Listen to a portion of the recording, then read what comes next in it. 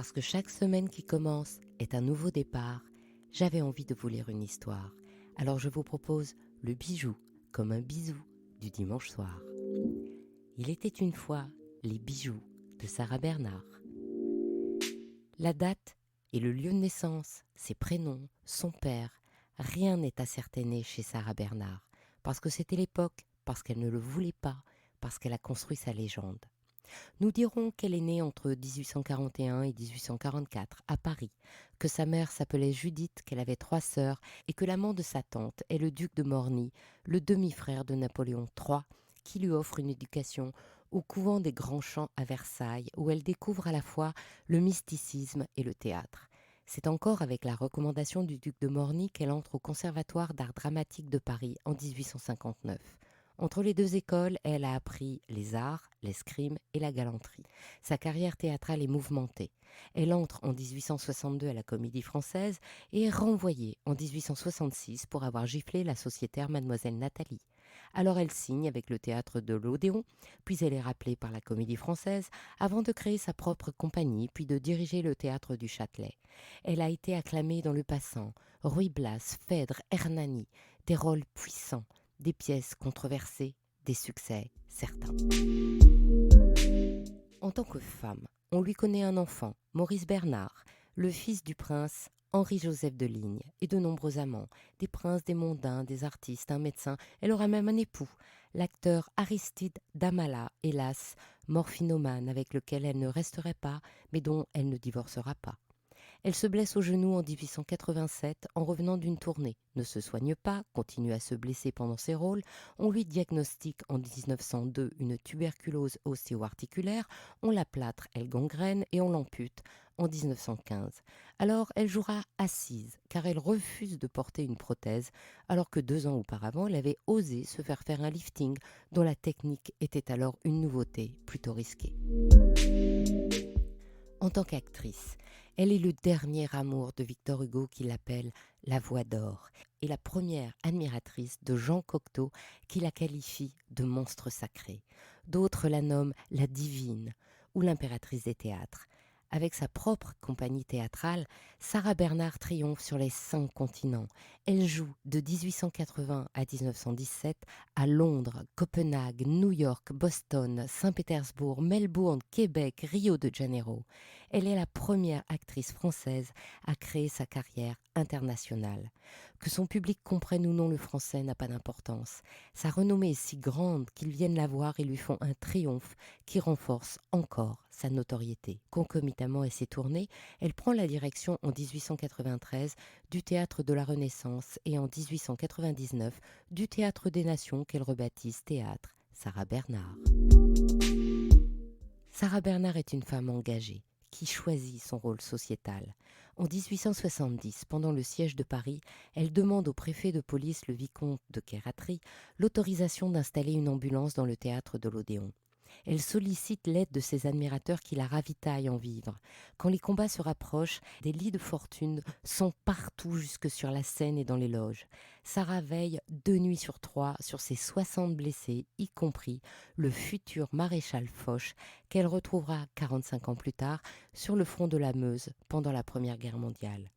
Quand les canalisations d'eau éclatent sous le gel, Sarah trouve un vaste appartement rue Taitbout pour abriter ses blessés. Plus tard, elle apporte son soutien à Émile Zola au moment de l'affaire Dreyfus et soutient la féministe Louise Michel. Elle prend position contre la peine de mort. 1 an avant sa mort, elle donne une série de galas au bénéfice des travaux de Marie Curie. En 1916 amputée, elle se fait transporter sur une chaise à porteur, style Louis XV, pour aller remonter le moral des poilus de la Grande Guerre et invente le théâtre aux armées. En septembre 1916, elle se rend en Amérique pour convaincre l'opinion publique de rentrer dans la guerre au secours de la France. En 1917, elle tourne un film de propagande intitulé Mère française et une pièce de théâtre, du théâtre au champ d'honneur. Malgré le refus de funérailles nationales du gouvernement Poincaré, la foule immense qui l'accompagnera dans sa dernière demeure reconnaît en elle une pionnière, une femme libre.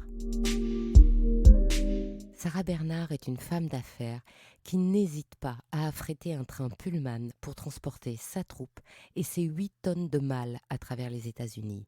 Elle invente le Star System en se mettant en scène et en faisant connaître ses lubies qui lui créent une image particulière, alimentent les gazettes et scandalisent. Elle se crée une devise, quand même, en référence à son audace, à son mépris des conventions, devise qu'elle érige en drapeau dont on lève les couleurs dans sa résidence d'été. Elle cultive une ménagerie qui choque. Elle achète un guépard, un chimpanzé qu'elle appelle Darwin, des caméléons, un grand-duc, un boa, des grenouilles, des scarabées et même un crocodile à qui elle ne pardonnera pas d'avoir croqué un de ses 3 chiens. Elle interprète des rôles masculins, Lorenzaccio d'Alfred de Musset, Péléas dans Hamlet ou encore le duc de Reichstadt dans L'Aiglon d'Edmond Rostand. Elle est longue, mince et sa silhouette en S promeut la mode corsetée et cambrée de l'Art Nouveau. Ses tenues, ses déshabillés, ses chapeaux, son rouge à lèvres, sa poudre de riz, tout est sujet à scandale, mais détaillé dans les feuillets de mode que les femmes s'arrachent et copient dans le monde entier. Elle a tout de suite compris l'intérêt de la publicité. Pour promouvoir la pièce Phèdre, elle enregistre avec Thomas Edison à New York une lecture de la pièce. Elle prétend dormir dans un cercueil avec des lys blancs à la main au-dessous d'un miroir orné d'une figure de vampire et s'y fait photographier afin d'en vendre les visuels sous forme de photos ou de cartes postales. Elle utilise les talents du fameux photographe Nadar pour l'immortaliser dans ses rôles principaux et bien sûr, elle veille aux affiches de ses pièces. C'est ainsi qu'elle rencontre Alphonse Mucha. L'artiste est arrivé à Paris en 1887 et a débuté une carrière d'illustrateur. En 1894, il se trouve dans l'atelier de l'imprimeur Lemercier quand Sarah Bernard appelle pour demander une affiche pour la pièce Gismonda de Victorien Sardou qui se joue au Théâtre de la Renaissance dont elle est devenue la propriétaire quelques mois plus tôt. Elle cherche à mobiliser un public réticent pour la prochaine présentation du 4 janvier 1895. Aucun des affichistes de renom n'étant disponible, Mucha reçoit la commande et un délai de 48 heures. À la livraison, l'imprimeur est réticent, car l'affiche de Mucha est révolutionnaire. Par son format étroit, tout en longueur, sa composition avec un personnage central encadré dans une arche avec le visage entouré d'une couronne de fleurs et des couleurs en camailleux mordoré. Sarah Bernard adore, elle déclare « Ah que c'est beau ! Dorénavant vous travaillerez pour moi, près de moi, je vous aime déjà ».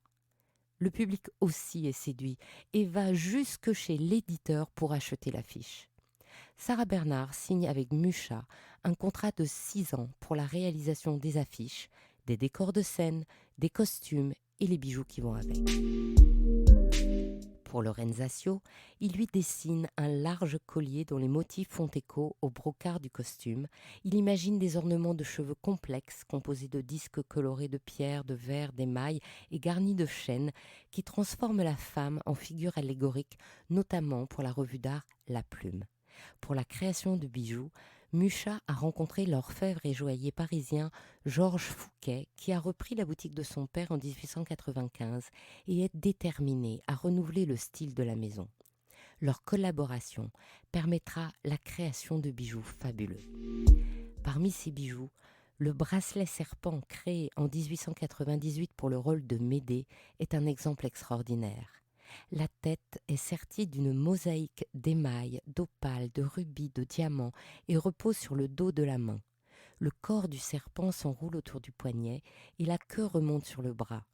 Il est relié par une série de chaînes à un autre serpent qui est un anneau de doigt, la tête tournée pour faire face à celle du bracelet. L'imposant bijou est rendu flexible par un système discret de charnières. On ne sait pas exactement quand Sarah Bernard le vend, mais il est racheté en 1964 par Joan Tiger-Moss, une styliste américaine, avant de devenir la propriété de l'actrice Marlène Dietrich, qui le vend aux enchères chez Christie's Genève. Ce bracelet est aujourd'hui au Japon, dans la collection permanente du musée Alphonse Mucha de Sakai City. Bien que ce bracelet iconique soit une pièce unique, conçue pour Sarah Bernard, il existerait en fait 3 versions du bracelet dans les archives Fouquet, dont l'une, créée en 1900, aurait été vendue aux enchères en 1989. Fouquet demandera aussi à Mucha de créer une collection de bijoux pour son stand à l'exposition internationale de Paris en 1900. Et un an plus tard, il lui commandera la décoration Art Nouveau de la boutique Fouquet au numéro 6 de la rue Royale. Véritable manifeste de son vocabulaire esthétique, aujourd'hui conservé et reconstitué au musée Carnavalet à Paris. En 1899, c'est René Lalique que Sarah Bernard sollicite pour lui créer les bijoux de son rôle de Mélisinde dans La Princesse lointaine.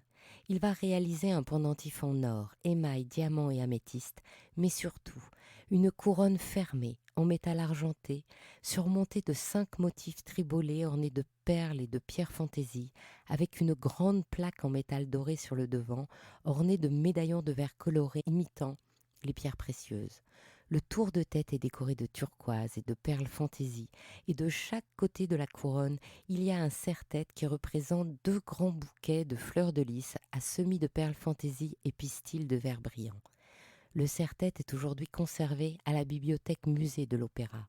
Ce magnifique bijou de théâtre a sûrement été réalisé entièrement par Lalique, mais on sait que Sarah Bernard elle-même en a surveillé tous les détails et a demandé à Mucha d'en faire des dessins, au même titre que le décor et les costumes de la pièce. Pour ce rôle de Mélisande, Mucha et Fouquet lui créeront aussi une broche en or, émail, rubis, diamants et perles. En 1900, elle achète à Lalique le pendentif L'Aiglon, en or, émail, perles et rubis pour célébrer le rôle qu'elle interprète dans la pièce d'Edmond de Rostand. Et l'on peut voir aujourd'hui ce magnifique pendentif au musée des arts décoratifs. Sarah Bernard accordait une grande importance aux bijoux, qu'elle aimait volumineux et voyants. Elle porte une bague en os dans Cléopâtre comme bijou fétiche. Quand elle demande un enfant à Victor Hugo, il lui envoie une de ses larmes sous la forme d'un gros diamant sur un bracelet. Elle orne la carapace de sa tortue préférée de topaz et de diamants.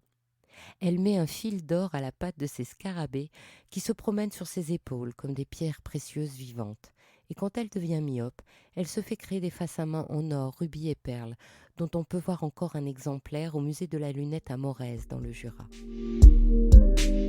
Sarah Bernard s'essaiera au cinéma muet et parlant dès 1900. Elle sera distinguée chevalier de la Légion d'honneur en 1914 pour avoir répandu la langue française dans le monde entier. Elle meurt en 1923 sur le tournage de La Voyante de Sacha Guitry. Elle est l'une des rares artistes françaises à avoir son étoile sur le Hollywood Walk of Fame à Los Angeles. Sarah Bernard disait « Il faut haïr très peu car c'est très fatigant. Il faut mépriser beaucoup, pardonner souvent, mais ne jamais oublier. » Elle est inoubliable.